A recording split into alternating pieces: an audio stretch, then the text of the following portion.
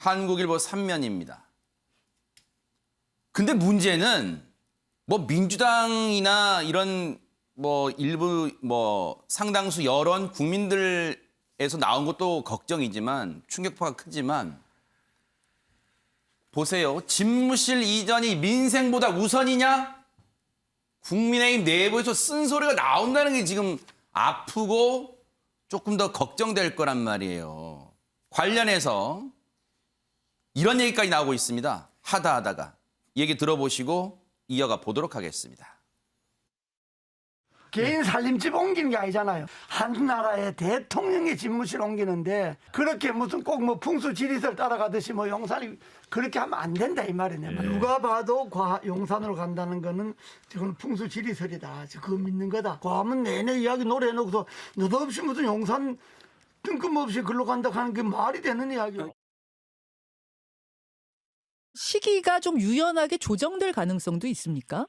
그건 뭐 검토하는 과정에 그럴 수도 있지 않겠습니까 하는 생각이 드는데 글쎄 모르겠네요. 어차피 국방부 청사로 대통령 직무실이 옮겨진다 할지라도 내부 뭐 좀 고치고 손봐야 할 것도 있고 그러지 않겠습니까? 검토하는 과정에서 뭐 하루 이틀 뭐 한 달 두 달 늦어진 걸 가지고 뭐 왜 이렇게 공약을 안 지켰느냐 약속을 안 지켰느냐 그런 이야기를 하겠습니까? 새 정부 출범에 예. 이 지지를 보낸 국민들조차도 예.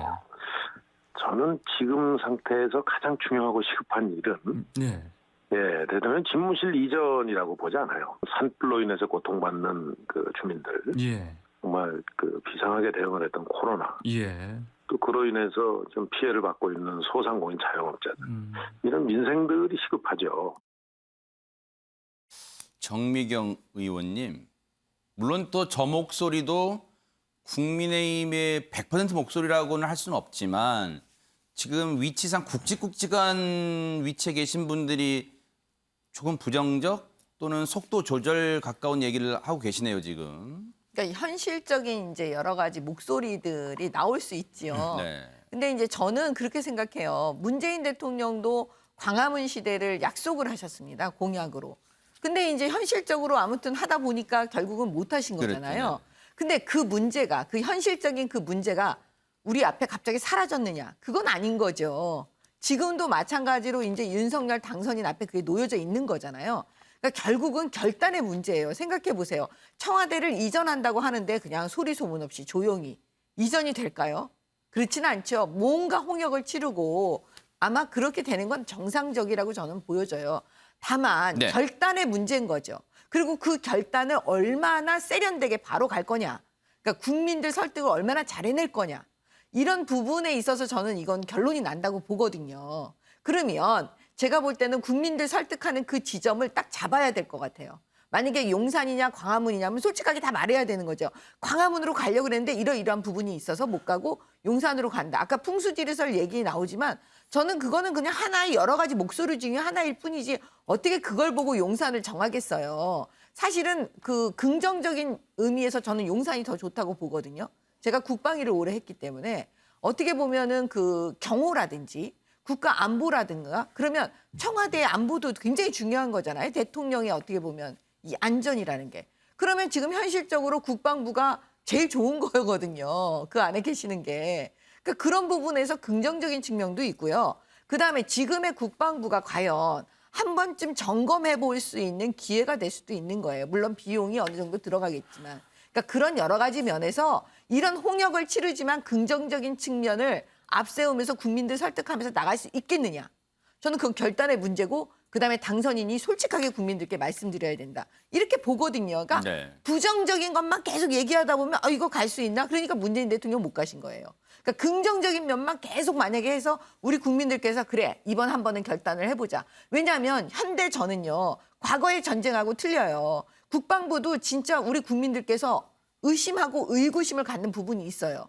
지금 우크라이나 사태를 보면서 과연 우리 현대전에 맞서서 우리 국방부는 제대로 하고 있나? 이런 지점에 대해서 이번 기회에 한번 다시 들여다볼 수 있는 좋은 기회가 될 수 있다. 저는 이렇게 봅니다. 참 블랙홀이란 말이 괜히 나오는 게 아닌가 싶은 게 진짜 이 문제는 파도 끝이 없네요. 얘기가 계속해서 나올 수밖에 없어요. 관련해서요. 한겨레 오면 기사 좀 볼게요. 민주당이 이제 조금은 브레이크를 거는 대목이기도 한데 예산도 문제다. 인수위가요. 집무실 이전비를 쓸 법적 권한이 없답니다. 인수위 예산은 직무 범위에 한정되는데 집무실 옮기는 게 직무 범위에 들어가지 않는다는 거잖아요. 그래서 사용 못한다. 당선자 쪽에서는 정부 예비비로 가능하다. 근데 이 사안이 대통령 승인이 필요한 사안이래요. 그래서 또 논란이 불가피할 것 같다. 뭐 이제 여기에 포커스를 맞춘 기사지만 최민희 의원님 뭐 이거 말고도 지금 여러 가지 뭐 반대 논리 좀 그런 거는 여러 가지 있을 수 있잖아요 또. 그 우선 민주당이 말한 게 다 사실입니다. 그리고 만약에 뭐 그게 500억이 들든 1조가 들든 그 예산은 문재인 대통령이 승인해야 됩니다. 그런데 저런 걸 들어서 반대하는 것은 안 맞죠. 왜냐하면 신구 권력 교체 과정에서 이게 국민적 동의를 얻은 것이라면 그거는 도와주는 게 맞죠. 그래서 저런 부분은 제가 아까 말한 세세하게 자꾸 들어가서 이건 법적으로 안 되고 저게 안 되고 이렇게 따질 사안이 아니다. 이것은. 예. 그래서 오히려 민주당이나 언론이 이제 한겨레처럼 좀 진보적인 언론이 해야 될 일은 제3의 대안을 내놔라. 이렇게 저는 보고요.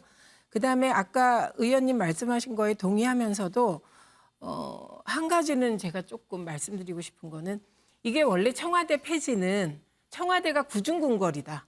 그래서 국민의 접근성이 떨어진다. 그래서 대통령이 국민의 소리를 경청할 수가 없다. 그래서 소통 대통령 국민 속으로 가겠다였지.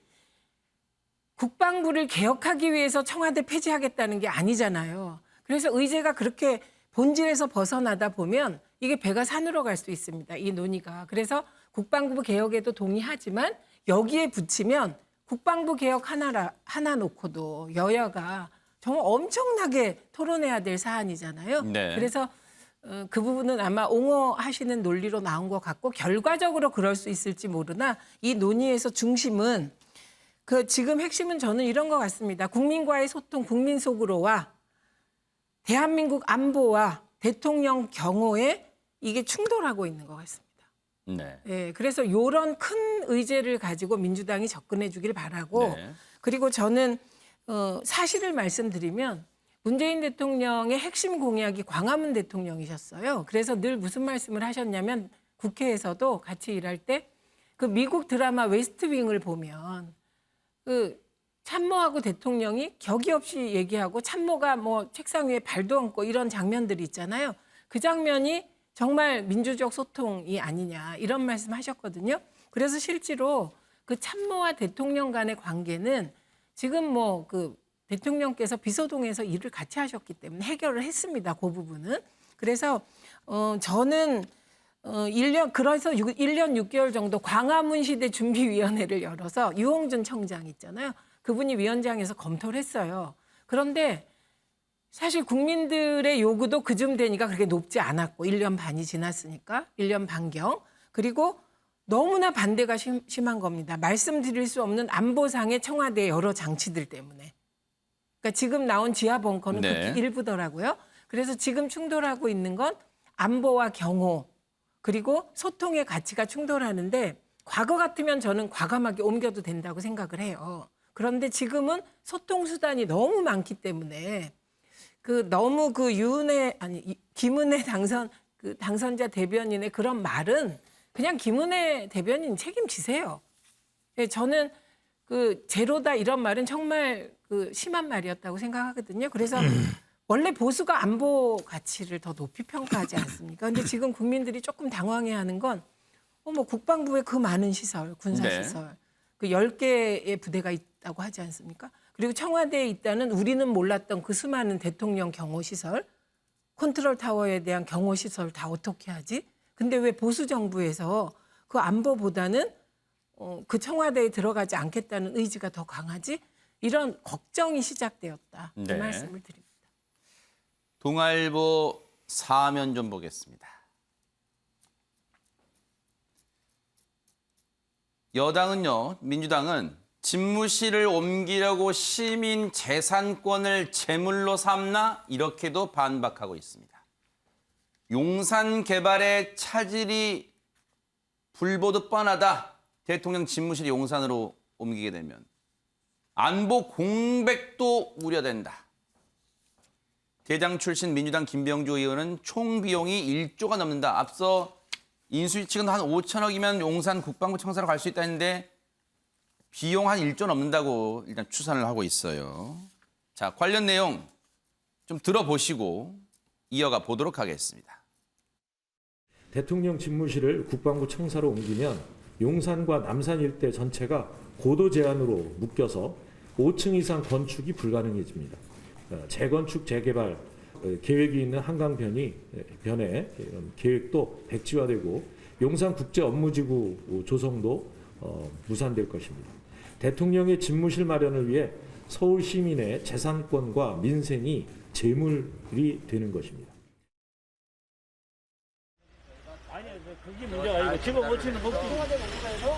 혹시라도 방해가 될까봐 이 불안한 마음이 50년 넘은 아파트가 아직도 재건축을 못하고 수돗물 녹물을 마시고 있는 입장인데요. 여기 지역 발전에 아무런 영향을 끼치지 않으시겠다고 말씀해 주시면.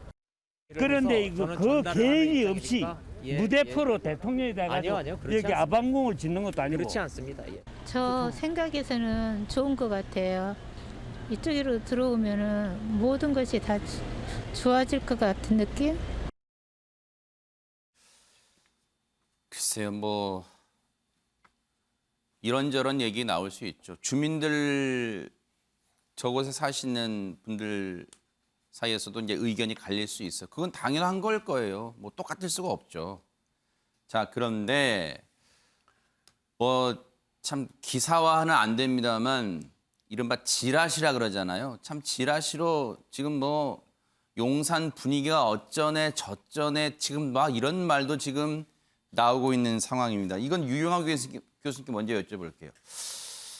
시민들 불편 중에 일단 뭐 기사화되는 것 중에는 저곳에 대통령 집무실 가게 되면 통신을 통신 장비로 이제 주변을 제밍이라고 영어로 하더라고요. 출퇴근할 때 특히. 그런 것도 있고 뭐 여러 가지 불편이 불보듯 뻔하다. 뭐 이제 주변에 이 부동산 영향도 있을 것 같다. 뭐 그런 얘기 앞서서 하셨어요. 어떻게 봐야 될까요? 국민과의 소통을 하겠다고 하는데 시민들에게 불편을 주는 거죠. 불통이 되는 거죠. 한마디로 말씀드리면 기사들 계속 나오고 있지 않습니까? 아마 또 계속 쏟아져 나올 것 같은데 이제 언론에서 취재하면서 시민들이 불편하잖아요. 일단 광화문도 접은 이유가 안 된다. 광화문도 이제 문제가 심각하다는 이유가 경호나 안보 문제도 있지만 거기서 대통령이 거기서 거주하게 되면은 그 일대가 어떻게 되겠습니까? 점심시간에 그 많은 오피스에 사람들이 나오는데 교통 문제 이게 심각하거든요. 네. 용산도 마찬가지죠. 지금 교통 문제 더 심각해질 테고 그 삼각지 일대 러시아워 시간에 차가 밀리는 곳 아니에요. 대통령이 또 이제 관저에서 왔다 갔다 할 테고 그리고 더 문제는 고도 제한 문제가 생길 거고 지금 그러면 이제 대통령이 있기 때문에 이제 그 옥상 위에다가 저는 뭐 군 관련 업무는 잘 모르겠습니다만은 이 군사 시설을 또 설치해야 되는 문제. 그것이 강남까지 또 비행기 고도 문제. 비행기 고도도 이제 강남까지 제한해야 되는 문제. 보통 심각한 게 아니고 시민들이 불편해지는 거예요. 이게 소통하러 가는 게 아니라 불통하러 가는 겁니다. 이거는 물론 이제 당선이 최종 결정하겠지만 그리고 이제 대통령이 되면 책임지겠지만은 저는 참 잘 이해가 안 간다라는 생각이 들고 용산이라는 이미지도 좋지 않습니다. 광화문의 이미지가 좋아요. 왜냐하면은 제가 알고 있는 조선시대 후기에 거의 상소도를 했거든요. 상소. 백성들이 가서 상소하고 특히 동학 있었을 때 거기서 상소하면서 진정하고 백성들의 소원을 들어주는 그런 이미지가 있고 촛불이 있었고 계속해서. 용산은 그런 이미지 전혀 없습니다. 용산하면 제가 딱 드는 생각이 뭐냐면 언론에서 나왔지만 그 외국 군대가 주둔하던데요. 청나라 군대. 또 일제시대 때는 일본 헌병사단이 주둔하던데. 그다음에 해방 이후에는 미군이 거기서 점령했던 데입니다. 용산 시대? 무슨 시대예요? 아무 이미지가 없어요. 참 저런 부분들은 하여튼 뭐 당선인이 결정할 겁니다. 자기가 직무 볼 것인데. 근데 정말 신중하게 국민 여론이 어떤 건지 한번 당선인께서 국민과 소통하려면 동아일보 좋습니다. 동아일보 가서 조선일보 댓글 한번 보세요. 어떻게 얘기됐는지. 네. 먼저 그렇게 했으면 좋겠습니다. 문인철 평론가님 이런 생각도 들 수 있을 것 같아요. 앞서 이제 최민희 의원님도 그런 말씀 해주셨지만 세세하게 반대하지 말고 민주당 입장에서도 그리고 앞서 문재인 대통령도 사실 5년 전에 청와대 그 얘기를 하면서 구중궁궐이라는 표현을 썼어요. 그러면 민주당 입장에서도 청와대가 구중궁궐 이미지 있고 불통의 이미지가 있다고 본다면 초당적으로 이 당선인이 옮기려는 의지가 강하다면 이런 문제 저런 문제 이 비판할 게 아니라 옮기고 싶으세요? 정말 옮기는 게 소통이 될 거라고 봐요. 그러면 초당적으로 협력해 봅시다. 어디가 나을지. 이런 모습 국민에게 좀 보여줄 수는 없어요?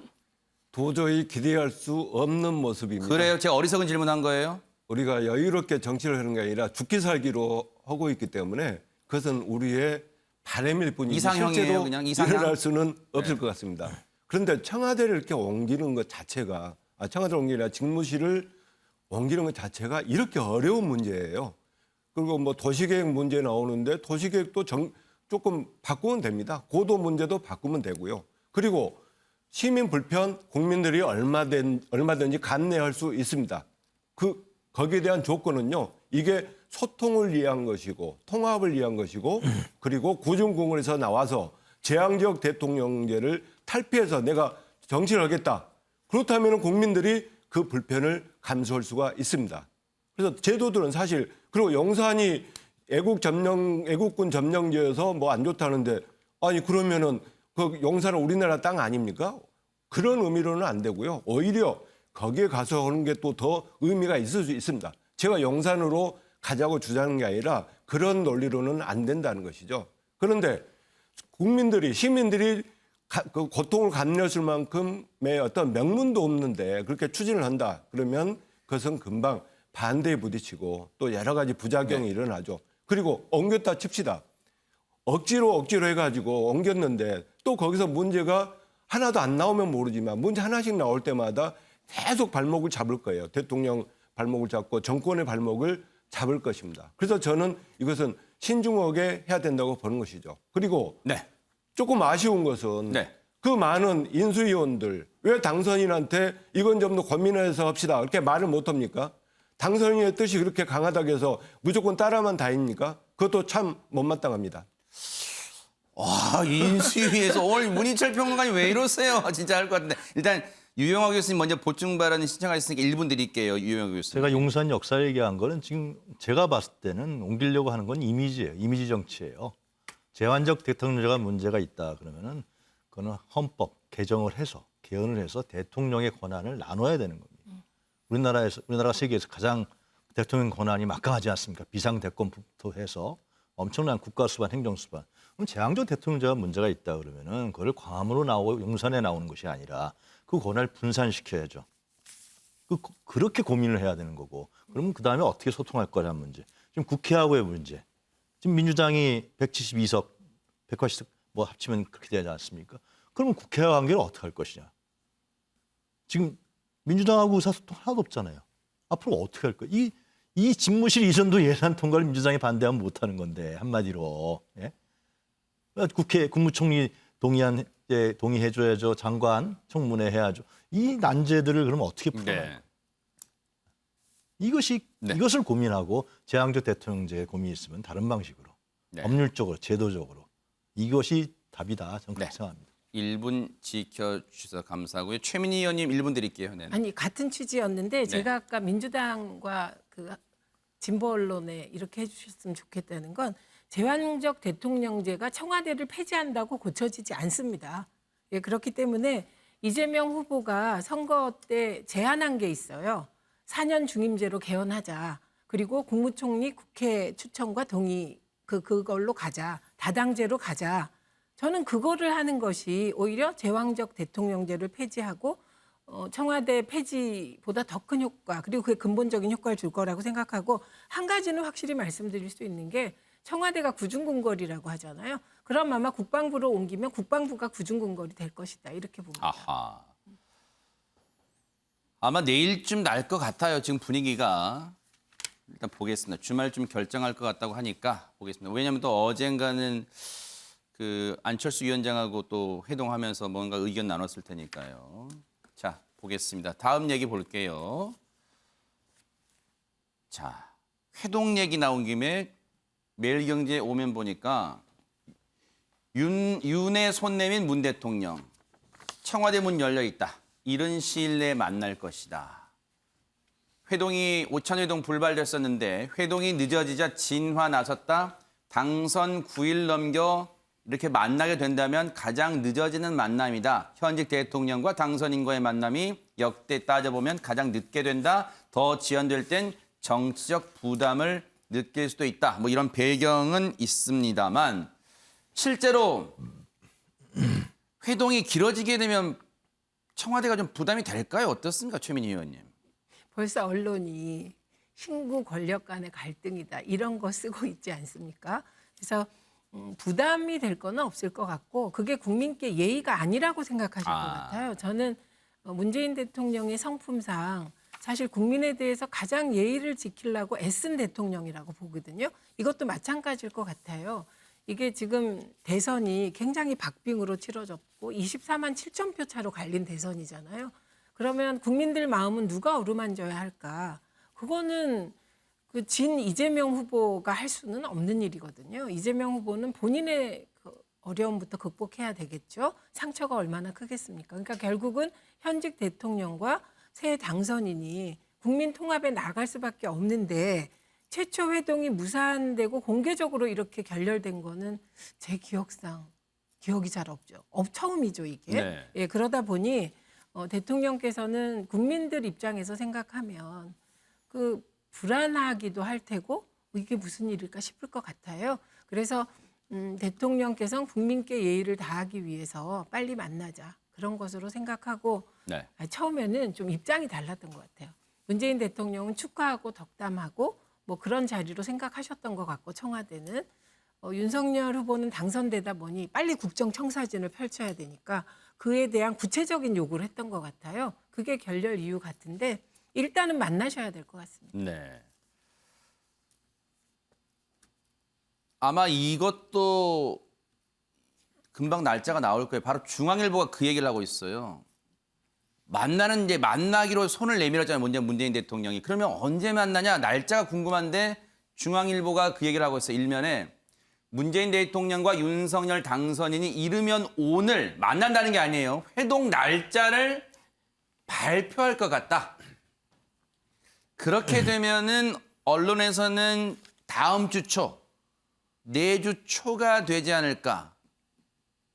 쇳불도 당김에 빼라고 월요일 가능성도 막 나오고 있어요. 지금 이런 상황입니다. 문재인 대통령 청와대 문은 늘 열려 있다. 한은 총재와 이창용 IMF 국장 의견적 어제 그래서 기자들이 밤늦게 막 이 정보 보고 올려고 막 그랬어요. 관련 상황. 그런 상황이었습니다. 정미경 의원님께 여쭤보니까 좀 오랫동안 시청자분, 정미경 의원 어디 가셨어요? 뭐 궁금하실 것 같아가지고. 네네. 지금 이제 뭐 여러 신문들 아침에 보니까 지금 청와대도 입장을 냈는데 뭐 이 실무협의 같은 거 조율 그게 중요한 건 아니다 그게 이제 이런 얘기를 했어요. 일단 만나는 데 의미를 두는 것 같은데 근데 이상하게 제가 삐딱하게 보는 것 같지만 이 말을 뒤집어 보면 웬만큼 실무협의가 다 이루어진 거 아니에요? 왜냐하면 그동안에도 이철희 정무수석과 장제원 비서실장은 계속 물밑조를 했을 거 아니에요. 뭔가 정리된 거 아니에요? 어떻습니까? 저도 그렇게 보고 있거든요. 만약에 그냥 무슨 덕담 나누고 축하드린다, 뭐 고생하셨습니다. 이런 얘기하려고 만나는 거면 얼마든지 만나죠. 그다음에 그 정도의 만남이라면 실무자들이 뭐하러 협상을 하고 조율을 해요. 그런 기사가 나온다는 것 자체가 그런 만남이 아니라는 거잖아요. 그러면 사실은 문재인 대통령 청와대 측도 요구하는 게 있을 겁니다. 새로운 당선자한테. 그다음에 우리 당선자 쪽에서도 청와대에 요구하는 게 있을 거 아니겠어요? 그건 뭐 안 봐도 뭐 다 우리가 예측할 수 있는 거니까. 그다음에 또 하나 있습니다. 뭘까요? 뭐냐면 언론에 대놓고 얘기할 수 있는 조율 사항이 있죠. 지금 나오고 있는 것들. 뭐 MB 사면, 김경수 사면, 그다음에 그 공기업이나 그다음에 그 공공기관들의 그 임기가 이제 임박해서 새로운 인사를 임명하는 걸 이걸 지금 청와대가 해야 되느냐, 새로운 정부가 해야 이런 거는 사실 말 나와도 다 괜찮아요. 우리가 다 듣고 이해할 수 있는 것들이에요. 문제는 언론에 나오지 않는, 나올 수가 없는, 입을 열 수가 없는 그런 조율 사항이 있을까요, 없을까요? 저는 있다고 봐요. 있을 수 있다. 당연히 있을 수 있죠. 예측할 수 있잖아요. 그런 부분들 사이에서 그러니까 조율할 수 없는 걸 조율 대상으로 놨을 때, 그러면 그거는 협상이 잘 안 될 거예요. 그래서 지난번 만남이 되지 않은 것이 아닌지라고 많은 여러 가지 루머와 소문들이 있으니까 제가 볼 때는 빨리 만나셔야 됩니다. 네. 어쨌든 간에 만나지 못하면은요, 영영 못 만날 수가 있어요. 아하. 그러니까 빨리 그거는 실무자들 그 협상 가지고 늦춰지고 뭐 협의가 안 된다. 협의가 안 되는 건 안 되는 대로. 되는 건 되는 대로 해서 두 분이 만나서 그 안 되는 부분조차 두 분이 얘기하실 수 있도록 저는 빨리 만나는 게 좋다. 저는 이렇게 봅니다. 만나다 보면 또 풀릴 수도 있으니까. 그럼요. 그렇지, 일단 만나는 왜냐하면 게. 다 모든 것이 사람이 하는 거고 그다음에 만나면 또 마음이 약해지잖아요. 또 두 분 사이는 특별한 관계잖아요. 그러니까 얼른 만나셔갖고 네. 그냥 대화를 통해서 해결하는 게 맞다. 저는 그게 네. 우리 국민들 보시기에도 좋다. 아하. 이렇게 봅니다. 문인철 평론가님께는 시간 관계상 1분만 드릴게요. 이 관련해서 말씀하시죠. 네네. 문재인 대통령과 윤석열 당선인은 뭐 곧 두 분이 만날 것 같아요. 그런데 만나서 뭐 여러 가지 성과가 나오긴 하겠죠. 근데 제가 하나 기대하고 싶은 것은 문재인 대통령 초기에 환경부 장관이 박근혜 정부 때 임명된 임원들을 쫓아내려다가 그게 이제 유죄가 되어가지고 지금 영어의 모험이 됐잖아요. 그런 불행한 일이 생겼습니다. 그리고 인수위가 생길 때마다 정권이 바뀔 때마다 항상 이 알박기 인사 이런 부분이 되는데요. 저는 민주당과 문재인 대통령이 좀 통 큰 결단을 내렸으면 합니다. 어떤 거냐면 지금부터 1년 동안 우리가 임명한 문재인 정부에서 임명한 사람들은 모두 사표를 내자. 그런 선언이라도 하면은 대부분 알아서 하실 거 아니에요. 그래서 이런 게 앞으로도 불문율로 좀 나가서 진행됐으면 다음 정부에서는 훨씬 더 수월하게 국정을 운영하지 않을까 하는 생각에서 건의를 드려봅니다. 최민희 의원님 1분 드리겠습니다. 그러니까 이게 정권이 바뀔 때마다 정무직 인사 처리를 어떻게 할 것인가 이런 문제거든요. 저는 그냥 임기 보장하는 게 맞다고 생각합니다. 그리고 지금 예를 잘 드셨는데 그 환경부 장관이 사실 임기 몇 개월 안 남은 분이었는데 그 처리 과정에서 문제가 된 거거든요. 그건 엄격하게 법을 적용한 거예요. 그렇기 때문에 그 원칙이 적용되는 게 맞다. 그래서 이번에 저는 지금 말씀하신 건 정말 외람된 말씀인데 법을 어기자는 뜻이거든요. 네. 근데 저거는 아니지 않나 싶습니다. 네네. 어쨌든 지금 인사 문제 관련해서도 글쎄요, 양쪽에 뭔가 교통정리가 됐을지는 모르겠어요. 일단은 오늘 내일 중으로 뭔가 회동 날짜가 나올 것 같다고 합니다. 자, 그런데 동아일보 사면 보겠습니다. 동아일보 사면 보니까 최근에 언론들이 글쎄요, 뭐 당선되고 이른바 허니문 기간이다 보니까 이런 기사가 이제 많이 나올 수도 있겠습니다만, 동아일보 사면 보니까 혼밥 않겠다던 윤석열 당선인 연일 식사 정치를 하고 있습니다. 꼭 뭐 인수위 멤버나 당 관계자분 아니더라도 첫 공개 일정 외부 행보 때 남대문 시장 가서 꼬리곰탕 먹었죠. 다음 날 울진 화재 현장 이재민 위로하고 그 관계자들하고 짬뽕 먹었죠. 그 짬뽕집은 아주 사연이 있는 집이었어요. 그리고 등등등. 뭐 이탈리안 음식, 그리고 어제는 당당 회동이었답니다. 당선인과 당 관계자, 당당 회동. 어제는 뭐 절반씩 갈렸대요. 메뉴가 4명이서 육개장 2, 냉면 2. 뭐 이렇게 막 기사들이 이런 말랑말랑한 기사들도 막 나오고 있어요. 유경화 교수님, 대통령 당선인의 일거수일투족은 뭔가 메시지를 던질 거란 말이에요. 이게 나 밥 잘 먹습니다. 소화 잘 시킵니다. 그런 게 메시지는 아닐 것 같고, 식사 정치를 계속 브리핑까지 하면서 공개를 하고 있어요. 어떤 배경이 있을까요? 글쎄요, 윤석열 당선인의 이제 털털하다, 그죠? 그런 건 이미지 있잖아요.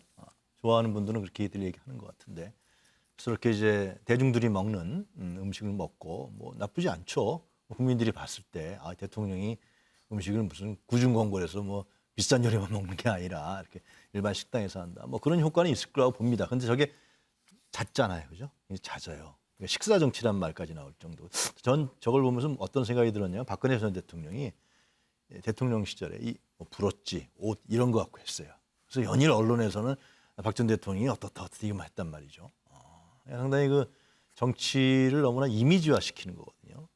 그 대통령이 갖고 있는 정책이라든가 이런 부분에서 언론에서 비판하고 분석하고 해설하고. 네. 식사 정치도 마찬가지죠. 한두 번 정도 하는 것이지. 그걸 매번 누구나 먹는다, 뭘 먹었다 그러면 언론은 당선인 행보니까 보도 안 할 수가 없단 말이에요. 과연 저런 부분들은 그냥 단기적으로 끝나는 게 제가 보면 맞다고 봅니다. 네. 근데 이제 언론들은 문인철 평론가님, 예. 이 이른바 식사 뭐 메뉴까지 다 사실 뭐 취재한 게 아니라 인수위가 브리핑을 해요. 지금 김은혜 대변인이 뭐 먹었다, 뭐 김치찌개 먹었다, 뭐 이탈리안 음식 먹었다, 육개장 냉면 먹었다, 뭐 등등 나와요. 참 골고루 먹고 있어요 지금. 그런데 피자도 먹고, 이탈리안 식당 가서 피자도 먹고. 근데 이제 언론들이 제목 달면서 앞서 제목도 나왔습니다만 중점을 두는 단어가 있는 것 같더라고. 혼밥을 않겠다. 여기에 좀 의무 부여를 하고 있는 것 같아요, 언론들이. 근데 윤석열 당선인의 스타일상 혼밥을 잘 안 할 것 같아요. 본인이 댁에 있을 때도 그 후보 되기 전에도 검찰총장 시절에도 본인이 요리를 해가지고 손님들 초대해서 직접 이렇게 대접을 하고 그래서 스타일상 혼밥은 아닌 것 같은데 근데 이제 국민들이랑 이렇게 방문해가지고 먹는 건 뭐 지금 괜찮습니다. 남대문 가서 이렇게 상인들하고 같이 밥을 먹고 그리고 또 산불 현장 거기 가서 또 일을 해주면서 짬뽕을 먹고 그리고 캠프 근데 저는 왜 캠프 사람들 자기 당내 사람들 그걸 꼭 이렇게 보도가 되게 하는지 모르겠어요. 그건 자기 편이잖아요. 그냥 밥을 먹어도 자기 편이고 안 먹어도 자기 편인데 왜 그 같은 사람들하고 먹는 것을 저렇게 보도가 되게 만드는지 그게 조금 안 좋은 것 같아요. 안 좋게 봅니다. 뭐 안 좋다기보다는 조금 거슬립니다. 만약 보도가 된다면 되게 한다면은 윤석열 당선인을 반대했던 사람 또는 싫어했던 사람 네. 그리고 또 만나보기 힘든 사람 그런 분들하고 식사 자리라면 저렇게 언론에 노출시켜도 되겠지만 자기 편하고 먹는 것은 저 혼밥 안 먹겠다는 그게 무슨 의미가 있는 건지 저는 잘 모르겠습니다. 네.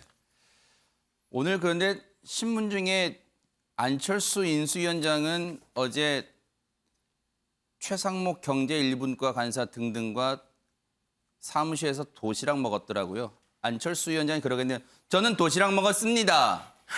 그것도 맛있었습니다. 라고 할지도 모르겠어요.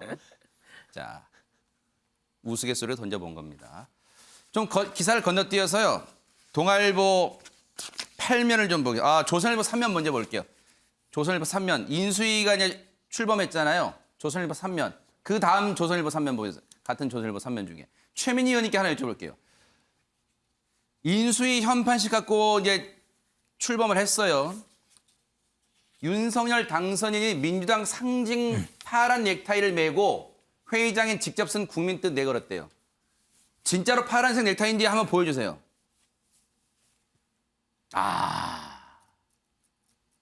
최민희 의원님. 감동입니까? 인위적입니까? 부자연스럽습니까? 아니, 좋은데요? 좋은가요? 왜 좋으냐면 네. 저런 거는 민주당 쪽에 예쁘게 보이겠다는 의지잖아요. 그러니까 저것도 이미지 정치의 하나이죠. 근데 저게 나쁠 일은 없을 것 같아요. 근데 문제는 그 이미지와 실질이 안 맞으면 그 더 마이너스 점수인 것이죠. 그래서 그러니까 예를 들면 만약에 저렇게 화합을 위하여 민주당 색깔로 넥타이를 했어요. 그런데 갑자기 이재명 후보와 그 김혜경 3호 쪽만 검경이 수사를 해요. 그러면 지지자들이 반발하겠죠? 그러면 그거는 민주당 지지자들은 더 배신감을 느끼겠죠? 그래서 늘 이미지 정치는 성공할 때 보면 그 이미지 정치가 의도하는 바대로 실질 결과가 따라올 때는 성공하고 네. 그렇지 않으면 굉장한 역풍이 불죠. 그래서 윤석열 후보가 얘기하셨던 그 공정이 대선이 끝나서도 당선인이 돼서도 자기 가족에게도 그리고 상대 정적이랄까요? 상대 경쟁 후보에게도 모든 국민에게 똑같이 네. 적용되면서 통합의 이미지로 저 넥타이를 맸다면 아하. 그리고 그게 결과로서 증명된다면 전 긍정적일 네. 거라고 보고 거꾸로라면 그건 역풍이 일겠죠. 네. 한번 보겠습니다.